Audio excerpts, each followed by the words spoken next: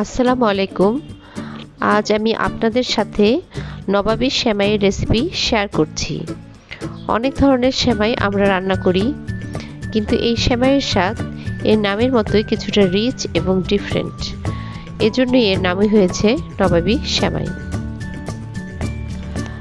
নবাবী সেমাইয়ের অনেক রকম রেসিপি হয়তো আপনারা জানেন, কিন্তু আজ আমি একদম সঠিক উপকরণে সহজভাবে ক্রিমি ও ক্রাঞ্চি টাইপের এর সেমাইয়ের রেসিপি শেয়ার করছি। আমার উপকরণগুলো ফলো করলে আসলে খুবই মজাদার ঈদ স্পেশাল ডেজার্ট তৈরি হবে। আমি কড়াইতে হালকা ঘি দিয়ে কিশমিশ এবং কয়েক রকমের বাদাম চিকন করে কেটে হালকাভাবে ভেজে তুলে রাখছি ডেকোরেশনের জন্য। কড়াইতে আমি প্রথমে 2 টেবিল চামচ ঘি দিয়ে দিলাম। এরপর 300 গ্রামের মতো লাচ্চা সেমাই আমি কড়াইতে দিয়ে খুব হালকা জালে ভেজে নিচ্ছি।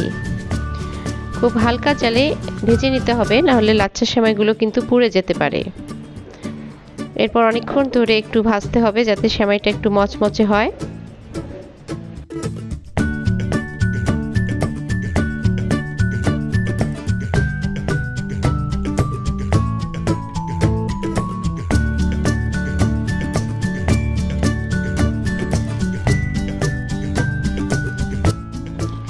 আমি সেমাইয়ের সাথে 3 টেবিল চামচ গুঁড়া চিনি আস্তে আস্তে মিক্স করে নিচ্ছি।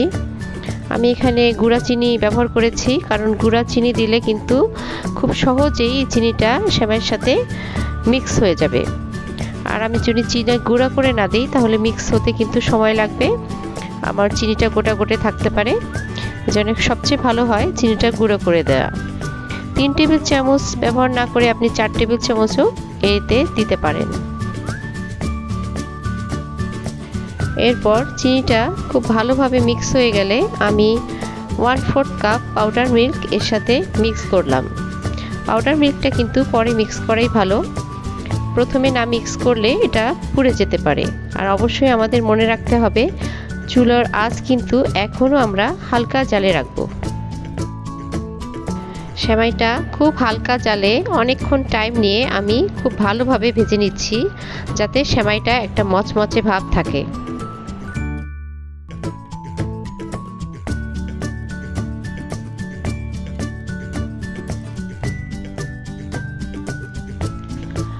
আমি ভাজা সেমাই যে মোল্ডে ট্রান্সফার করব সেখানে আমি হালকা ঘি দিয়ে মুছে নিলাম। তারপর একটা বাটি দিয়ে চেপে চেপে সেমাইটা খুব ভালোভাবে বসিয়ে দিলাম। সেমাই কিন্তু খুব চিকন হলে খুব ভালোভাবে সেট হয়ে যায়।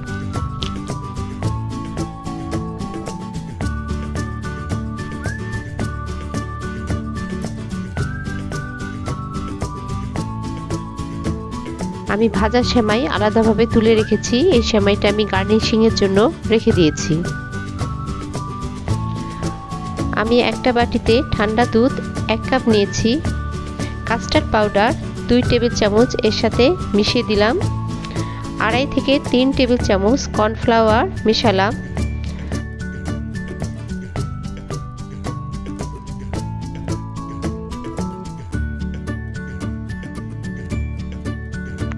এরপর 1/2 কাপ পাউডার দুধ এর সাথে মিশিয়ে দিচ্ছি। এরপর সব উপকরণ ভালোভাবে মিশিয়ে বাটিটা আমি আলাদাভাবে এক সাইডে রেখে দিলাম। আমি 1.5 লিটারের মতো ফুল ফ্যাট মিল্ক নিয়েছি, আর এই দুধটা আমি জাল দিয়ে প্রায় 1 লিটারের মতো যখন হবে তখন আমি এর সাথে 1/2 কাপ চিনি দিয়ে দিচ্ছি। চিনিটা মিক্স হয়ে আসলে আর দুধটা বলক উঠলে আমি এর সাথে কাস্টার্ড পাউডার এবং কর্নফ্লাওয়ার মিশ্রণ আস্তে আস্তে ঢেলে দিচ্ছি।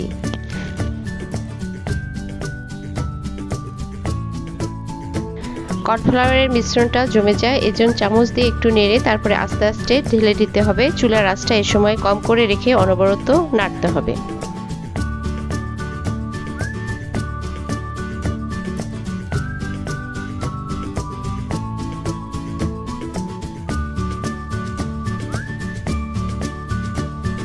কিছুক্ষণ দুধটা জাল দেওয়ার পর আমি 1/2 কাপ ফ্রেশ ক্রিম দিচ্ছি। এটা সম্পূর্ণ অপশনাল, অনেকেই ফ্রেশ ক্রিমের টেস্টটা পছন্দ করেন না, তারা এটা বাদ দিয়ে দিবেন। এছাড়া নবাবী সেমাই অনেক টেস্টি হয়।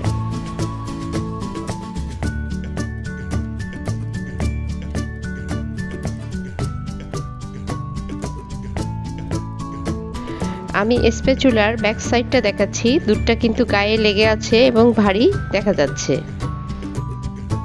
দুধটা জাল দেওয়ার পর মোটামুটি ভারী হলে তারপরে এটা নামিয়ে নেব। দুধটা নামানোর পর একটু ঠান্ডা করে নিব, তবে একেবারে যেন জমে না যায়, জমে গেলে সেমাইয়ের উপর ঢালতে পারবো না।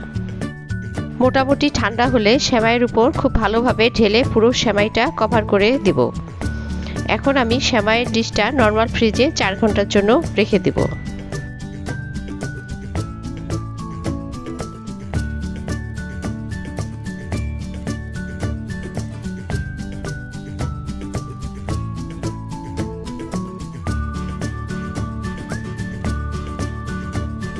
চার ঘন্টা পর দেখছি দুধটা কিন্তু জমে গেছে। আমি আঙ্গুল দিয়ে দেখছি খুব সুন্দরভাবে বসেছে। এখন সার্ভ করার আগে কিন্তু আমি ভাজা মচমচে সেমাই, যেটা গার্নিশিং এর জন্য রেখেছিলাম, এটা আমার ইচ্ছা মতো ডিজাইন করে দিব এবং ভাজা বাদামও এর উপরে সাজিয়ে দিচ্ছি। এখন আপনাদের জন্য একটা টিপস বলে দেই, যদি ঠান্ডা দুধের উপর সেমাই দেই তাহলে সেমাইয়ের মচমচে ভাবটা কিন্তু নষ্ট হয়ে যাবে। এজন্য নর্মাল তাপমাত্রা এলে তারপরে সেমাই উপরে ছিটিয়ে দেওয়াই ভালো, তাহলে সেমাইয়ের মচমচে ভাবটাও ভালো থাকবে এবং খেতেও ভালো লাগবে।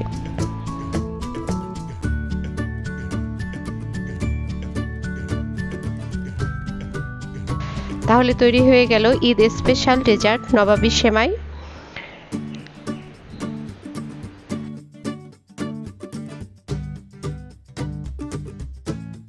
এটা খেতেও চমৎকার এবং খুবই কম উপকরণ দিয়ে তৈরি করা যায়।